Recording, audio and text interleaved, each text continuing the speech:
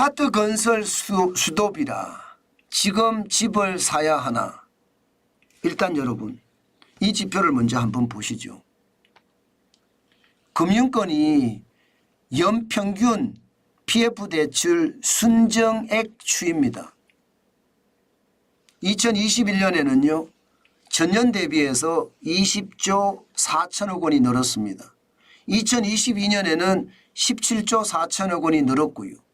2023년에는 확 줄었습니다. 5조 3천억 원으로 2년 사이에 74.0%가 떨어졌고요. 20조 4천억 원이 15조 1천억까지 떨어졌습니다. 게다가 2024년 1분기 3월까지는요. 1조 3,930억 원밖에 안 됩니다. 작년하고 똑같다는 이야기예요. 여러분 이 말은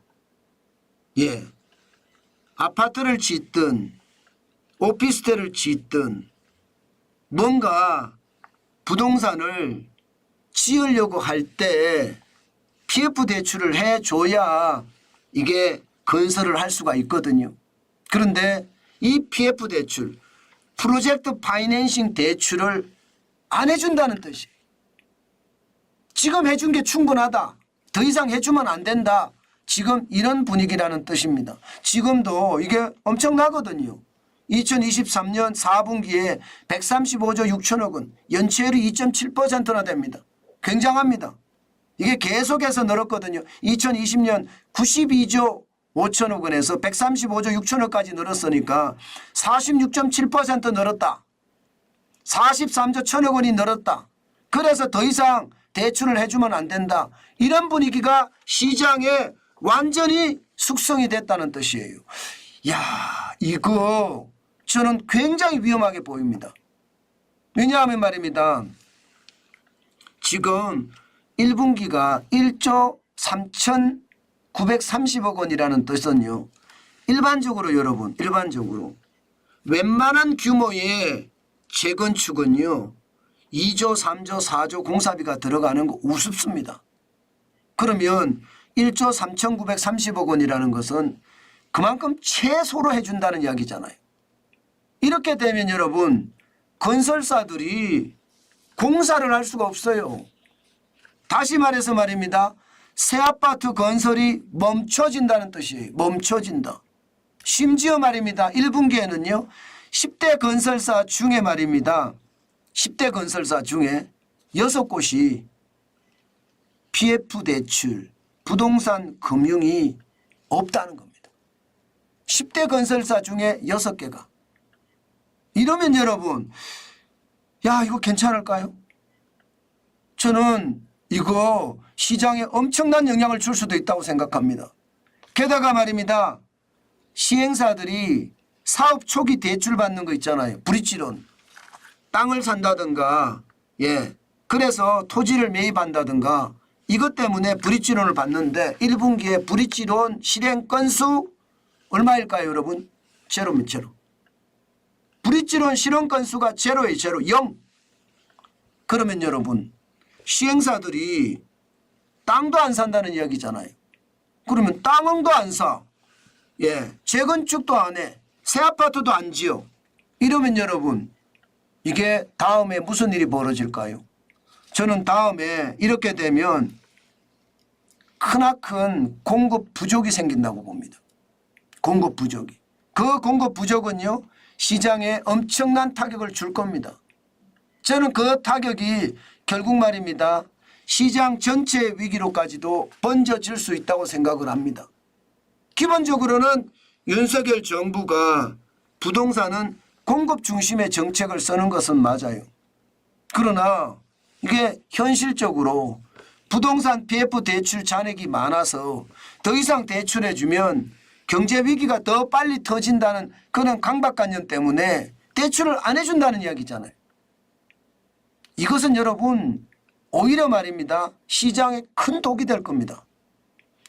사업장이 좋고 이게 수익률이 보정된 장소들 많습니다. 그런 장소에 대해서는요.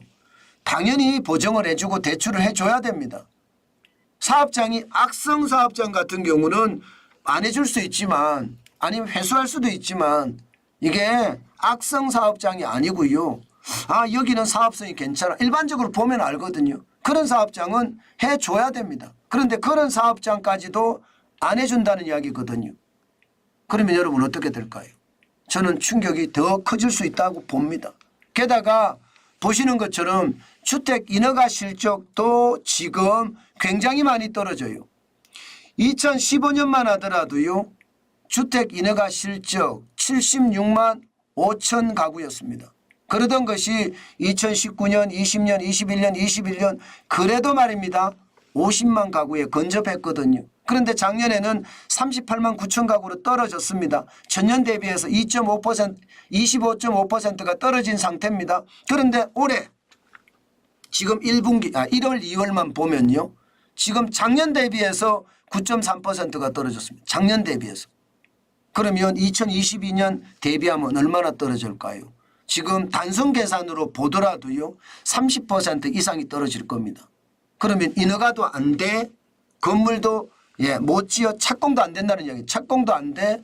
이러면 여러분 시장에는 공급이 그만큼 딸릴 수 있고요. 공급이 딸리면 시장의 충격 저는 당연히 올 거라고 생각을 합니다. 윤석열 정부가 아무리 공급 위주의 부동산 정책을 쓴다고 하더라도요. 이게 부동산 금융이 절벽이 돼버리니까 거기에 오는 충격이 실제로 굉장히 클 것 같습니다. 지금 보시면요. 실제로 서울의 주요 사업장이 도산을 했는데 이거 가만히 보면 충분히 살릴 수 있고 돈만 이게 대주더라도 이게 더 잘 될 수 있는 사업장들이다 이거예요. 강남구 역산동의 오피스 3월 공매 개시 후 보류됐습니다. 도산했다는 이야기죠. 강남구 논현동 오피스텔 브릿지론 5회 연장입니다. 그래도 연장을 하고 있다는 거. 그나마 연장은 돼요. 강남구 논현동의 청년주택 공사 중단됐습니다. 이처럼 말입니다. 강남에 있는 서울 강남이면 웬만하면 말입니다. 이게 지어서 분양이 안 되는 경우가 없거든요. 그런데 서울 강남까지도 지금 회수에 대한 어떤 문제가 있다는 것은 저는 진짜 더 충격이 될 거라고 생각을 합니다. 문제는 하반기입니다. 지금 이렇게 말입니다. 현재 공사장들도 대출을 더 이상 연장을 안 해줘서 문제가 생기는데 하반기까지 가면 어떻게 될까요? 하반기까지 가면 더 위험이 더 커질 거라고 보는 거예요. 인허가도 지금 빨리 서둘러야 되는데 생각보다 안 일어나고요. 부동산 대출에 대한 PF 대출이 워낙 크기 때문에 신규 대출이 줄어드는 것도 말입니다. 결국 하반기로 가면 갈수록 더 위험해진다. 그러면 여러분 이 와중에 우리는 어떻게 해야 될까요? 집을 사야 될까요? 아니 이렇게 말입니다.